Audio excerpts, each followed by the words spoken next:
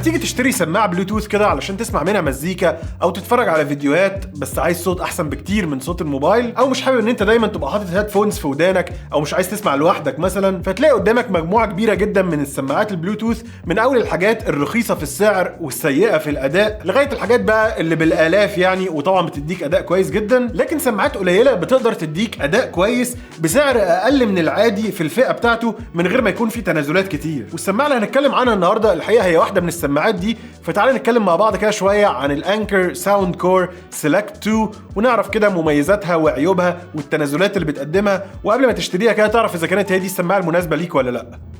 يلا بينا. صباح الخير ومساء الفل على الكل، انا اندرو وديد. والحقيقه السيلكت 2 ما هياش سماعه جديده قوي، يعني في الحقيقه هو السيلكت 3 دلوقتي موجوده، نزلت بره يعني قريب، لكن الحقيقه السيلكت 2 ما زالت سماعه كويسه جدا وبتتباع جديده لغايه النهارده في السوق المصري اللي انا بتكلم عنه اساسا. ولو انت متابع هتلاقي ان السماعه دي في حد كسبها في الجيف اواي بتاعه ال 50,000 متابع على انستجرام، ولما وصلنا 100,000 كمان الجيف اواي بتاعه ال 100,000 كان فيها حد برده كسب السماعه دي. فانا شايف ان دي فرصه كويسه ان انت لو مش متابعني على انستجرام او على تيك توك هتلاقي الروابط موجوده تحت، روح تابعني على طول، هتلاقي فيديوهات قصيره لطيفه. وطبعا طالما انت هنا على يوتيوب ما تنساش لايك للفيديو وتشترك في القناه لو لسه ما اشتركتش برضو. تعال قبل ما نتكلم عن السماعه دي شخصيا كده اقول لك اول ما بتشتريها ايه الحاجات اللي بتيجي في البوكس معاها يعني. فالحقيقه ان انت اول ما هتفتح البوكس هتلاقي طبعا السماعه موجوده جوه اللي هي بره يعني دلوقتي، وهتلاقي مجموعه من الاوراق اللي زي الكتالوجات كده الصغيره، وهتلاقي كابل اليو اس بي سي من ناحيه ويو اس بي اي من الناحيه الثانيه علشان تشحن السماعه بتاعتك، وهتلاقي الستراب الصغير القماش ده اللي انت تقدر تربطه في جنب السماعه عشان لو انت عايز تعلقها في ايدك او في اي حاجه، اهو اوبشن زياده موجود معاك. ومش هتلاقي حاجه تاني موجوده في العلبه، لكن تعال اخدك لفه بقى في التصميم والخامات بتاعه السماعه نفسها. السماعه زي ما انت شايف بتيجي في الشكل المكعب او يعني الكيوبويد المستطيل شويه كده، يعني الحقيقه شكلها بيسك مودرن، ما فيهوش يعني حاجات زحمه ولا اي حاجه دوشه ولا اي حاجه، شكلها كده خفي جدا وهتندمج مع اي ديكور ولا حاجه لو انت حاططها في البيت عندك. وحجمها انا شايف ان هو مناسب جدا بالنسبه للاستخدام لو انت عايز تتنقل بيها او لو عايز تثبتها عندك في البيت مثلا على كومودينو ولا على ترابيزه ولا حاجه. والوزن بتاعها مش قليل، يعني تحس كده ان هي ايه محمله كده وجواها يعني مكونات، وده الحقيقه هيدل على ان انت بتاخد جوده كويسه والصوت غالبا هيطلع كويس والبيس كويس، وده بيترجم في الوزن الكبير اللي في السماعه. وزي ما انت شايف اغلب الخامه معمول من الرابر المط الاسود ده اللي هو الحقيقه بيبصم جدا برده، لكن انت هتحتاج تنضفه كده كل شويه. ومن قدام هتلاقي عندك الشبكه المعدنيه السوداء اللي بيطلع منها الصوت بقى، وموجود فيها ساوند كور كده مكتوبه من تحت بالخط الصغير، لكن الحقيقه ده مش المكان الوحيد اللي عليه اللوجو، هتلاقي الظهر كمان عليه ساوند كور بالكبير، والفتحه دي بتساعد في خروج الهواء بتاع البيس عشان تسمع يعني اللو فريكوينسيز والبيس كده قوي وحلو. ما كاتبين لك على العلبه بقى اكسبشنال بيس وبتاع،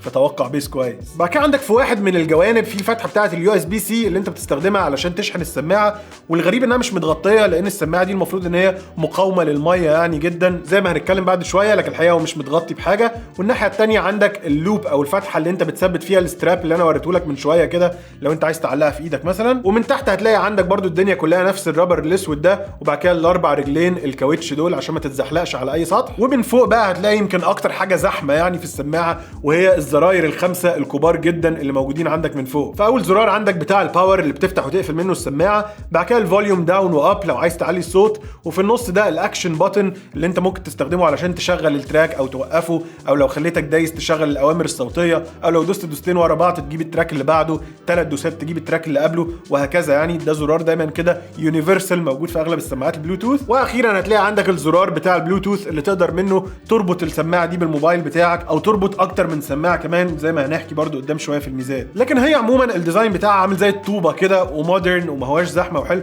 بتفكرني الحقيقه بسماعه بوز قديمه كده كانت عندي وهي الساوند لينك ميني، برضو نفس فكره يعني السماعه البلوكه المستطيله اللي شبه الطوبه، يمكن يعني دي شكلها مودرن اكتر وطوبه كده اكتر شويه، دي يعني كانت قديمه بقى في حركات وكيرفات ولامع ومط وبتاع، لكن يعني لغه التصميم متقاربه. وقبل ما نجرب السماعه ونسمع صوتها برضو حبيت اقول لك ان السماعه دي ريتد IPX7، يعني هي مقاومه للميه بشكل كويس جدا، تقدر تكب عليها ميه مش هيحصل لها حاجه والدنيا تمام جدا، وبرضو مقاومه للاتربه لكن ما تعملش عليها اختبارات للاتربه، لكن هي التصميم بتاعها عموما يستحمل اي بهدله ومرمطه زي ما انت عايز. طبعا طبعا بيستحمل كل حاجه ما عدا البصمات بتاعته. تعالى نفتح السماعه كده ونجرب الصوت بتاعها. اول ما هتدوس على الزرار بتاع الباور هتلاقي راحت منوره عندك اللمبه بتاعه الباور واللمبه بتاعه البلوتوث علشان تبتدي تلقط على الموبايل بتاعك. ومن الحاجات اللطيفه ان انت عندك ابلكيشن بتاع ساوند كور ممكن تنزله برده على الموبايل وهتتحكم منه في حاجات كتير كده زي ما هوريك. فللوهله الاولى كده اول ما هتسمعها هتحس ان الصوت اقوى بكتير من حجمها. تعالى اوريك كده يعني تجربه سريعه.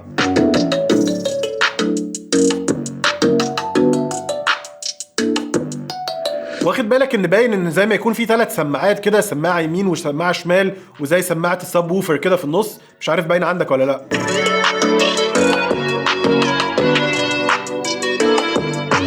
زي ما سمعت كده صوتها يعتبر كويس جدا بالنسبه للفئه دي من السماعات وبالنسبه للحجم بتاعها. ولو بصيت برضو على الابلكيشن بتاع ساوند كور هتلاقي الموضوع لطيف جدا، تقدر تشغل وتوقف السماعه من هنا،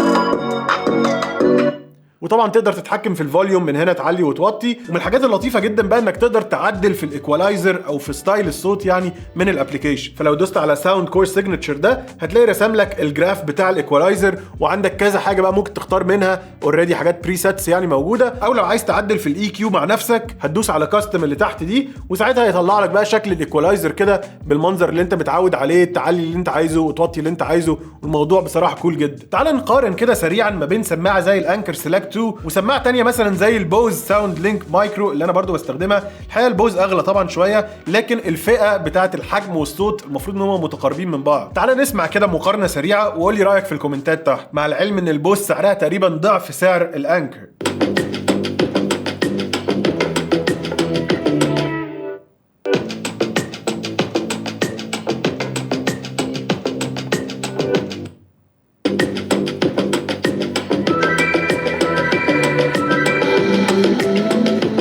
عايز اقول لك على غير المتوقع، انا حاسس ان صوت السماعه الانكر احلى شويه بصراحه واقوى. هو اعلى لكن جايز النقاء قريبين من بعض، لكن في كل الاحوال حتى لو البوز احسن بشويه صغيره فهي اغلى بكتير. وده يقول لك برده ان الانكر بتقدم لك قيمه كويسه جدا مقابل السعر اللي انت بتدفعه فيه. من الحاجات الكول في السماعه السيلكت 2 دي برده ان انت لو عايز تشتري منها مثلا 3 4 10 سماعات تقدر توصلهم كلهم مع بعض عن طريق زرار البلوتوث اللي هنا بتدوس يعني وتفضل دايس شويه وبعد كده تدوس على السماعه الثانيه مرتين وبتاع. ليها طريقه يعني سواء من الزراير او من الابلكيشن ان انت توصل السماعات دي كلها مع بعض، وساعتها بقى تطلع صوت يعني قوي جدا مضاعف وتحس ان الدنيا يعني طالعه لك صوت من كل حته. ودي حاجه برده كويسه جدا. انت لو عايز توصل 100 سماعه من دول مع بعض هتقدر تعمل كده عادي. حاجه تانية كول ان هتلاقي تحت زرار البلوتوث مكتوب NFC كده عشان لو انت معاك تليفون اندرويد وحابب توصله على طول على السماعه، بس قرب التليفون من السماعه وهتتوصل على طول، مش محتاج بقى تخش في السيتنجز وبلوتوث وبار وبتاع. الموضوع برده سهل جدا. البطاريه بتاعت السماعه دي بتقعد شغاله معاك لغايه 20 ساعه من سماع الموسيقى يعني، وده يعتبر كويس جدا.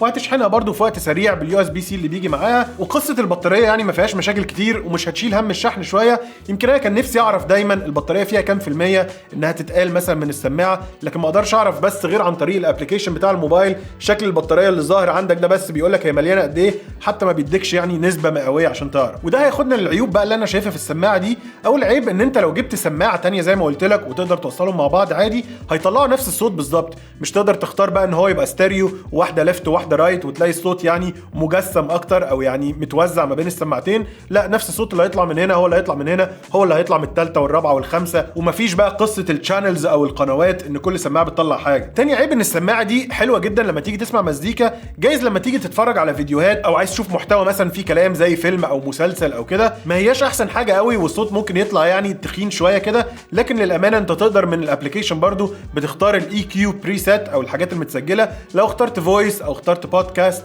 هتلاقي الموضوع بقى اوضح شويه في الكلام. واخيرا سعر الساوند كور سيلكت 2 سعرها في امريكا حوالي $40 على امازون، هسيب لك اللينك تحت. وموجوده في السوق المصري هنا بتتباع بحوالي 1000 جنيه اكتر او اقل، ساعات بينزل عليها عروض بتبقى اقل من كده بشويه، وانا شايف ان ده سعر كويس جدا. وبس كده، دي كانت كل حاجه حبيت ان انا اتكلم معاك فيها عن الساوند كور سيلكت 2 من انكر. لو عجبك الفيديو ده تنساش تعمل لايك للفيديو وتشترك في القناه. ولو عندك اي سؤال في اي حاجه حابب تساله عن السماعه دي او اي حاجه احنا بنتكلم عنها او اي افكار لفيديوهات حابب تشوفها، اكتب لي الكلام ده كله في الكومنتس تحت وانا هشوف الكومنتات كلها. واشوفك في الفيديوهات الجايه. سلام.